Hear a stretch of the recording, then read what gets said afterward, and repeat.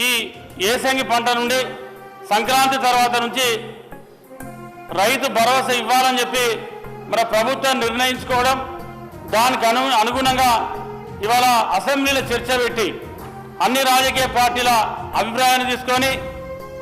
మనందరి సభ్యుల అభిప్రాయాన్ని తీసుకొని ఈ కార్యక్రమాన్ని ముందుకు తీసుకుపోవాలని చెప్పి ప్రభుత్వం భావిస్తూ ఉంది.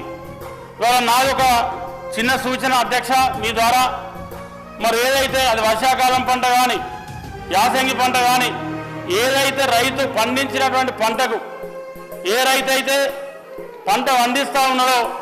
ఆ రైతుకే రైతు భరోసా ఇస్తే బాగుంటుంది అనేది ఒక ఆలోచన చేస్తే బాగుంటుందని చెప్పి నేను సూచన చేస్తూ ఉన్నా. ఎందుకంటే ఇవాళ చాలా మట్టుకు మరి పంట లేకున్నా ఇలా రైతు భరోసా తీసుకొని మరి వాళ్లకు ఎలాంటి పంట లేకున్నా మరి వాళ్ళు ఇవాళ రైతు భరోసాను ప్రభుత్వం నుండి గతంలో రైతు బంధు తీసుకున్నారు. మరి అటువంటి జరగకుండా పక్కాగా మీకున్న సమాచారం మేరకు మరైతే మన అధికార యంత్రాంగంతో క్షేత్రస్థాయిలో మరొక మంచి రిపోర్ట్ తీసుకొని ఇవాళ ఈ రాష్ట్రంలో వరి పంట ఎంత ఉంది, మిగతా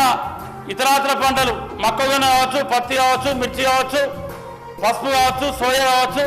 ఎర్రజొన్నలు కావచ్చు, ఇంకా ఈ రాష్ట్రంలో వేసేటువంటి వాణిజ్య పంటలు కావచ్చు, పప్పు దినుసులు కావచ్చు, పండ్ల తోటలు కావచ్చు, ఏదైనా కూడా మరి సమగ్రమైనటువంటి ఒక సర్వే చేసుకొని మరి వానాకాలం పండేటువంటి పంట ఏది, ఏసంగి పండేటువంటి పంట ఏది, సంవత్సరం మొత్తం పండేటువంటి 6 నెలలు 8 నెలలు 9 నెలలు ఉండేటువంటి పంట కూడా ఉంది. అటువంటి పంటలు ఈ రాష్ట్రంలో ఏమున్నాయి, వాటికి ఎట్టెట్లా ఇస్తే బాగుంటుందని చెప్పి మరి ఆలోచన చేసి ఇస్తే ఇవాళ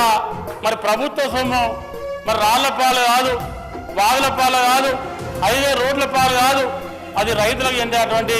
అవకాశం ఉంటుంది. కాబట్టి దీని మీద తప్పకుండా మరి ఆలోచించి ఇది ఒక నిర్ణయం తీసుకుంటే బాగుంటుందని చెప్పి చెప్తా ఉన్నాం.